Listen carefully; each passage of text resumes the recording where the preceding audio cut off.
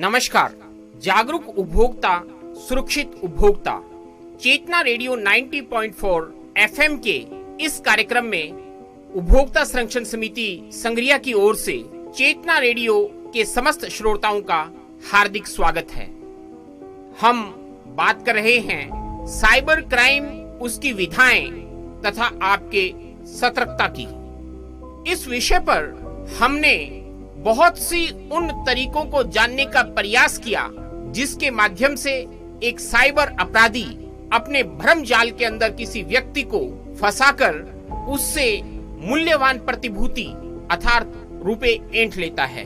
लेकिन साइबर अपराधी का मकसद केवल प्रतिभूति को प्राप्त करना या रुपए ऐंठना ही नहीं है, बल्कि उसका उद्देश्य और कुछ भी हो सकता है।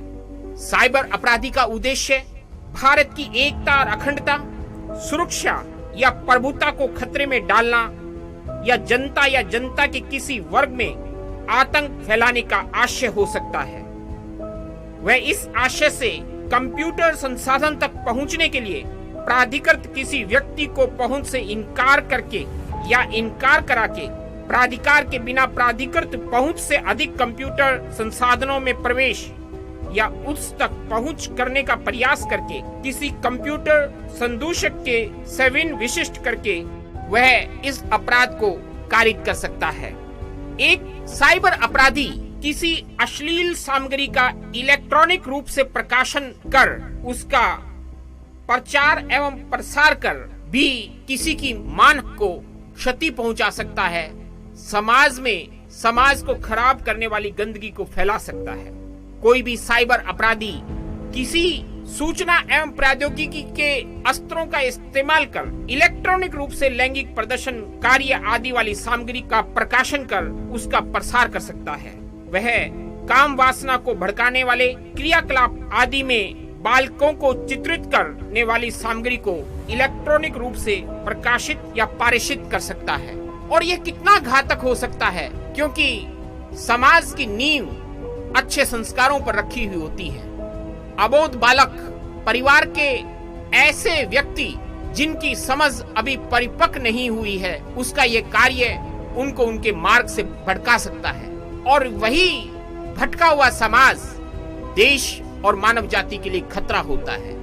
इसीलिए सूचना एवं प्रौद्योगिकी अधिनियम में इन्हें दंडनीय अपराध बनाया गया है। लेकिन हम साइबर अपराधियों को हमारे समाज से कैसे समाप्त करें, यह केवल मात्र निर्भर है आपकी जागरूकता पर।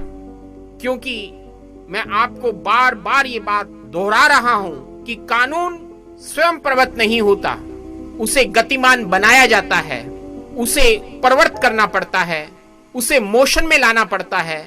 और वह उत्तरदायित्व उस व्यक्ति का है जो उससे पीड़ित है, या वह अपराध सार्वजनिक है तो कोई भी व्यक्ति कानून को प्रवृत्त कर सकता है। यह एक सामाजिक उत्तरदायित्व है।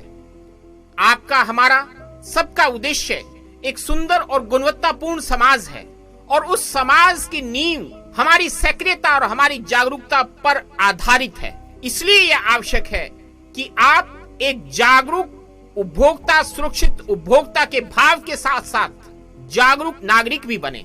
वर्तमान युग में यह और भी आवश्यक है, क्योंकि आप सब लोग जानते हो कि सोशल मीडिया के प्लेटफॉर्म इतने अधिक हो चुके हैं, और कोरोना वायरस के संक्रमण के दौरान हमारे ये सूचना एवं प्रौद्योगिकी के स्तर ऑनलाइन शिक्षा के आवश्यकता के कारण उन अबोध बालक बालिकाओं के हाथ में भी पहुंच चुके हैं। लेकिन हम साइबर अपराधियों को तभी रोक सकेंगे जब आप जागरूक होंगे। इसीलिए आवश्यक है जागरूक उपभोक्ता, सुरक्षित उपभोक्ता। आप सब ने जागरूक उपभोक्ता, सुरक्षित उपभोक्ता कार्यक्रम के अंतर्गत साइबर क्राइम की बहुत सी विधाएं, तौर तरीकों पर मंथन किया, सतर्कता पर विचार किया, जिससे कि हम साइबर अपराधियों के जाल से बच सकें। आशा करता हूं कि ये जागरूकता हमारे समाज को बदलने में सहायक होगी। धन्यवाद।